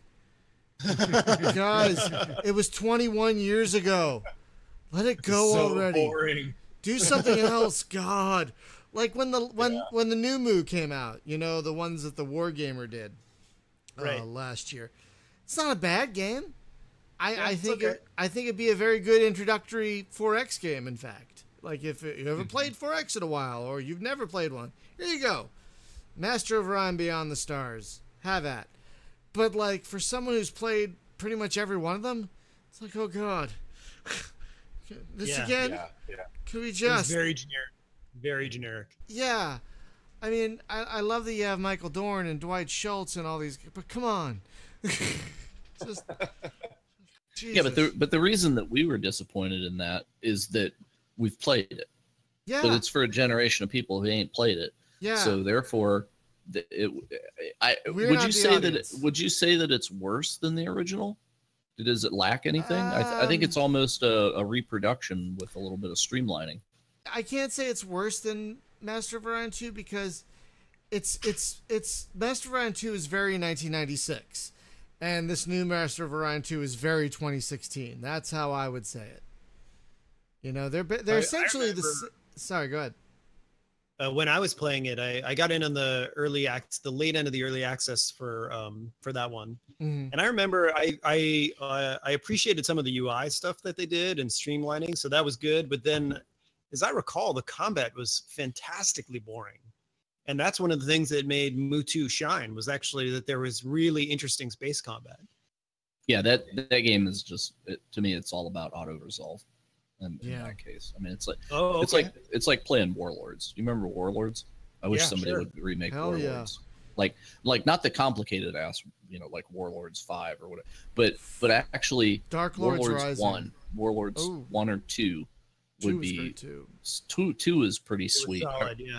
Dark Lords Rising was my favorite, if I may say. But I mean, okay, given an engine like Unity, because so much time would go into just building the game.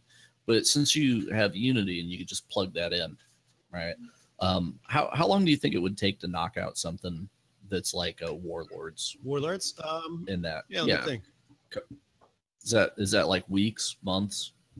To do it right, I mean, I would think it's deceptive. It's always deceptive, right? You think it's like, oh, it's such a simple game, but then there's all kinds of stuff like, oh, how am I going to make the terrain look right and all that kind of thing. Well, I mean, given at the time it was just flat tile stuff, so right. I'd say we're in the age of pixeliciousness, so it's almost probably do it. You could reasonably do it in a couple months, I think. Yeah, with an experienced Unity developer, yeah. But do you think there's an audience for a game that's simple like that? Because I looked at some of this stuff that hasn't been touched in decades, and I mean, imagine like if nobody had made a Master of Orion clone since Master of Orion, right? Like there was Muthu, Mu3 never happened, and that was it, right? And then you sit there and it's like, we want to make a game. What could we do?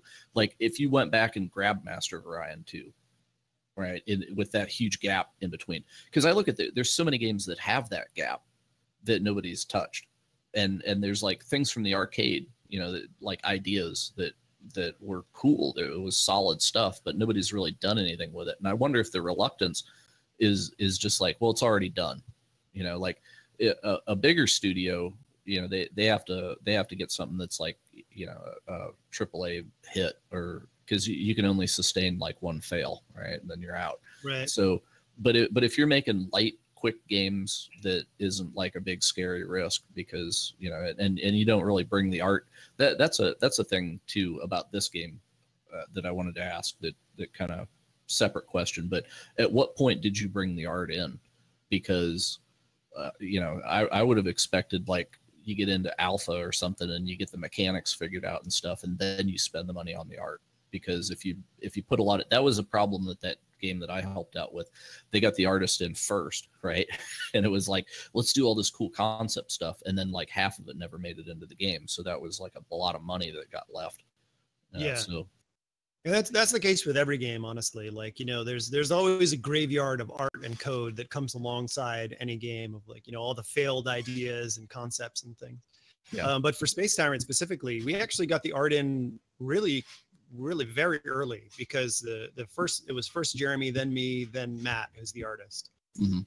Well, it's like if the artist is already there, then you might as well, because they're there. And it was, honestly, we could have had him in later, because we did get sidetracked in some of the early development of trying to get an art style when we hadn't figured out really what the design of the game yet was. So that slowed us down during a key period. But the side benefit of that is that now in the final product of the game, we have a very unified art theme that like spreads across the whole thing, where, you might or might not have gotten that otherwise. There's also we have a kind of a deep mind now of things that he had drawn over the last few years that for the game that, you know, like maybe at one point a year and a half ago, we were like, oh, there's no place for that. But now we're like, oh, wait, that would make for a cool explore card art, you know, and sometimes the art even describes some of the weird scenarios that we come up with. He'll draw some funny picture and they'll be like, oh, wouldn't that be funny if like this happened or that happened in an Explorer or something. Yeah, that was the last batch of Explorers. Matt just dug up 10 like interesting paintings and then we just made events for them. Oh, cool. Yeah, and it's fun to, I don't know, yeah, it's kind of fun to work that way. It's a little retroactive, kind of digging to like, I don't know, see what we can put to use. But it's helped him get, you know, feel better about, you know, not throwing away a ton of art, and it's allowing us to show off some of the cool stuff that he did that we, you know, might have just ended up in the graveyard. So. Yeah, it's definitely cool. I mean, whenever, you know, it's like if you took the time to make it, you know, find a place for it to live. Yeah, and sometimes it can just be fun to do things that way. It's almost like getting into the glitchy sort of like accidental moments in creating something where like, oh, this weird thing happened that I didn't mean to have happened. And then you're like, hey, wait, what if we take that and just kind of lean into it a little bit and make something cool out of it? That can happen with art or just, you know, with other little, you know, unexpected, you know, collisions in game systems and things, you know. Yeah, that happens a lot with our effects. We'll go in with one idea of like, oh, it'd be really cool if you could do it like this, and then you're screwing around with the art or the particle system, and then it just does something completely random where you're like, what just happened? Well, that was cool. Let's just go with that. Yeah, exactly. I love happy accidents. They're the best. That's awesome. Well, we need to start wrapping up. It's been almost 2 hours, and you know. Right. People aren't going to listen for this long if we keep going. Yeah, but if you guys want to just come back and hang out sometime, please do. Please do. Our Discord is here for you. We love. Well, we get a couple shows with new guests, so you can just come back and we'll talk about, I don't know. I hate when that happens. Oh, here we go. So, folks, are you back now? We couldn't hear you for a while. Oh no, again? Oh yeah. Man, we can hear you just fine. That was weird. Shoot. Sorry, some weird Discord issues. Anyway, folks, again, the game is Space Tyrant. It is currently in early access on Steam for 10% off, whatever that is in your currency. It should be in early access for just a bit longer. Apparently, it's near 1.0, which is great. But it is a randomly generated space conquest game that has a lot of humor and a lot of character, and is definitely worth checking out. So, just a couple of programming notes before we wrap up. Next week on the show, it's an early show because one of the guests is in England. We're going to be talking about the top-down, crafty, buildy, shooty game Space Impossible. We're going to have them on the show next week. It's going to be fun. I wish I could be here for it, but it would be impossible. I know. Oh, ha ha ha. Sorry, but I got to work. I got to work in that time frame. But I really want to talk to these guys. I know, but one of the guys is in England, so we had to do it at that time. He could move. I mean, I know plenty of people that are relocated. And on Thursday for our stream, it's our board game night, and Spaz, it's Star Realms. Is that the game we're playing? Star Realms. It's a card game. So it's a 2-player spacey card game that I am about to buy right now, actually, on Steam. And so that should be fun. It's apparently pretty quick playing. So yeah, that's what we have. Oh, and don't forget, folks, Sunday, the first monthly MMO meetup with Earth and Beyond, which you can play for free. You can download that with thanks to the folks at the Earth and Beyond emulator, and you can totally play that. We're going to be playing starting Sunday at 9 a.m. So that'll be fun. So that's what's coming up. So gentlemen, Isaac and Dave, those are your names. Thank you for joining us. It was really fun to talk to you about your game, and your game is also really fun. So yeah, Space Tyrant's a blast. Thanks for having us, man. I do feel that you guys are kind of setting up a bad image for early access, though, being so damn polished, because now people are going to feel some sense of entitlement to that. Yeah, I hope people pick up on that. It's tough because so many early access games do well, and then they're on the other side of the coin. So many early access games don't. It's really a tough thing. It's a tightrope. You guys are walking a really, really thin tightrope very successfully. You know. Hopefully, thanks. Yeah, hopefully it works out. We're just gonna ride it out and keep trying to kind of plug good stuff into the game, and just make it better. Yeah, we'll see how it goes. It's but, already gentlemen, awesome. thanks so much for thanks for having us, and cheers to you from the Tyrant compound. It's our pleasure. Thanks, guys. Thank you, Jim and Spaz, for hanging out, and folks in the chat. Thank you for listening and watching, and we will see you next week. Have a great one. Good night. Yeah, you too. Good night.